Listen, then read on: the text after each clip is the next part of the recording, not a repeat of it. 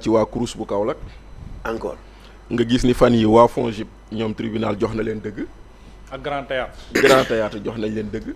kon nag loolu tamit nag. il va falloir que aw waral dàq bi. waral dàq bi. mu ne. waral dàq bi kay wax leen ko. non waral dàq bi mooy maanaam ñi dañoo ñëw ñi ne ñu fi nekkoon ay politique leen ñu dàq leen ba pare évoquer des motifs économiques ba pare recruter ci ginnaaw nit. problème bi du loolu. c'est-à-dire boo dàqee bul recruter. boo naree dàq aussi dàqal dans les en respectant les droits en respectant les kii nga fay nit ki ses droits mu dem. mais doo xëy dàq nit ki ba pare dem. et puis liggéey sax c'est sacré. liggéey c'est sacré. donc li mu am dafay yóbbu si njaboot yóbbu feneen ko kenn du ko fawee. gisoo fan yee si ginnaaw gis naa sama boy Pape Moussa Sow mu naan am na ku ñu wàññi salaire am ak yooyu muy wax loolu ma ne ko mais qu'elle s'estime heureuse qu'elle a un salaire diminué am na ñu amul salaire. am na ñu dàq. am na ñu dàq et 2 ans amuñu salaire. xam nga loolu doy na waar. yéeme na mais parti président bi nag. bu bees bi. ah président ci ba ñuy yéeg léegi la. président ci création parti la jëm de. xam naa xanaa docteur dina ci wax. loolu waxoon mais loolu nag ça va créer un séisme politique ah. alerte la pour Pastef et pour APR. ba du recruter foofu. ñoom ñaar ñëpp na doy waar de xanaa si le président parvient à créer un parti. mais aussi c'est un message pour ñi indi ay réformes ne président waratul.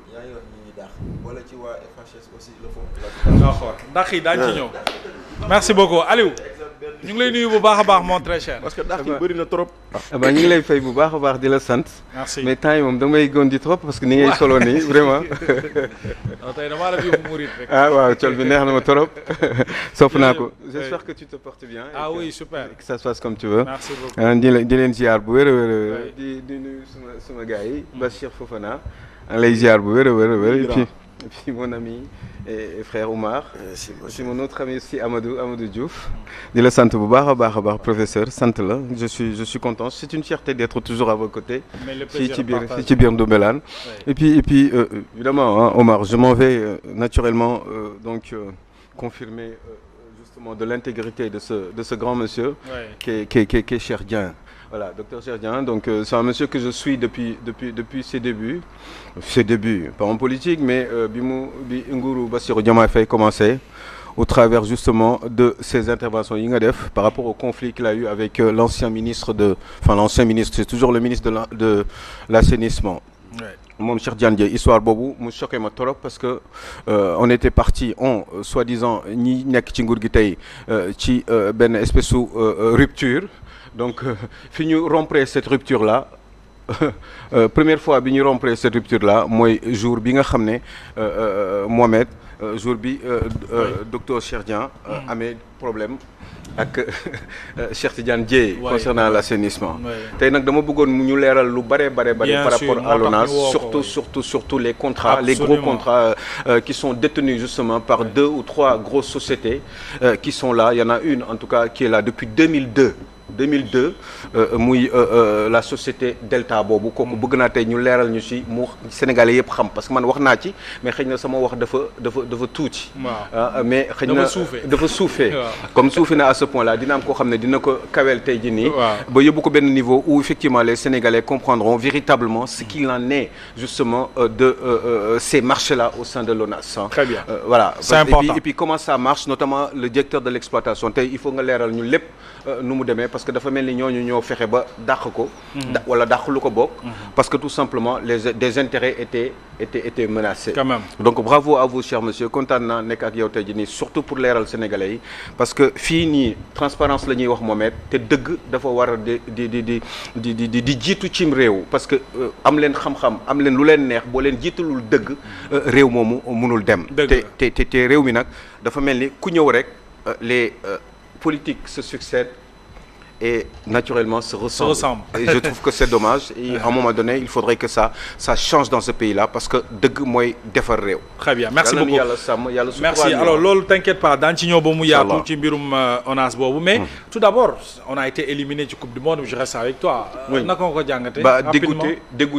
dégoûté à un moment donné je me suis demandé est-ce que Pape Thiaw n'était pas du Pastef. Ah ouais. Oui, à un moment donné, parce que quand même, mënul cuune jusqu'à ce point-là, comme beaucoup de chez les pastéfiens. Voilà. Et voilà, même si on a exception, hein, bien sûr, il y a quelques-uns que j'apprécie et je comprends même pas toujours. Le moteur ñu toog toujours Pastef parce que ce sont des gens, à mon avis, qui ont beaucoup d'intégrité, mais xëy na peut-être dañu ragal wala amuñu courage tant que ça pour wane seen bopp dëgg-dëgg ndax Pastef vrai Pastef. L'état d'esprit dans le fond du Pastef transparence la ak façon bi ñuy gérer réew ak dëgg loolu ci théorie sauf que eh ben ki leen jiite wanewu ko te on doit aujourd'hui ici ngeen wax ñu kan mooy véritablement Ousmane Sonko il se susurre beaucoup de choses et même ils se disent beaucoup de choses bërki démb rek am na yoo xam ne ñun nit da koy wax comme suñu grand Madiambal da nga naan xëy na peut-être day révéler rek. xam ne ay révélation xëy na peut-être da nga naan la moitié de ce qu'il dit. man mosoon naa ko dégg mais comme dañuy am envie continuer toujours di toog ci plateau yi. te bañ a nekk de l'autre côté. où il a eu à séjourner Bachir Fofana. eh ben ñun xëy na. c'était des vacances. Des vacances. waaw mais ça nous a fait perdre justement quelques jours de ton talent. et je trouve que c'est dommage. donc comme loolu laay bañ moo tax yu bari bu ko Madiambal waxee dama naan mais le grand là la moitié de ce qu'il dit peut-être am na fu ma ko mësoon a déggee.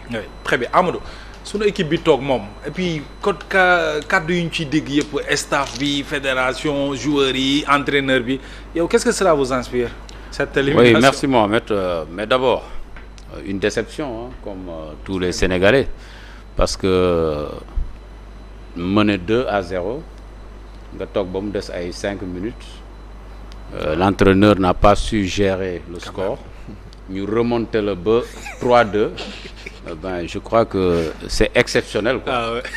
Il faut être vraiment talentueux comme Pape Thiaw pour réussir ce coup de maître li ma bëgg a wax foofu mooy Pape Thiaw j'ai entendu même un coach le dire que les Sénégalais dañu réagir comme quoi bon voilà dañu défaite bi moo leen metti élimination bi moo tax Sénégal yi di réagir naan Pape Thiaw na dem non Pape Thiaw il a cumulé des erreurs nañ yem ci coupe du monde bi rek waxuma sax yeneen kii compétition yi mais comment tu peux aligner un groupe ñu dóor la prochain match tu alignes les mêmes c'est-à-dire que changer woo sax kenn rek nga changer ko pour faire semblant de changer. waaw ñu dóoraat la ba ñu repêcher la nga soog a mën a ñëw changer accepter commencer changer.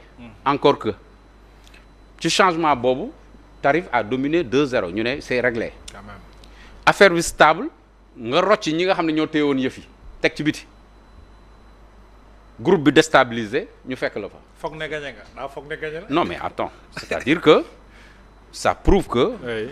Pape Thiaw n'a pas le haut niveau. Non, donc, c'est un problème.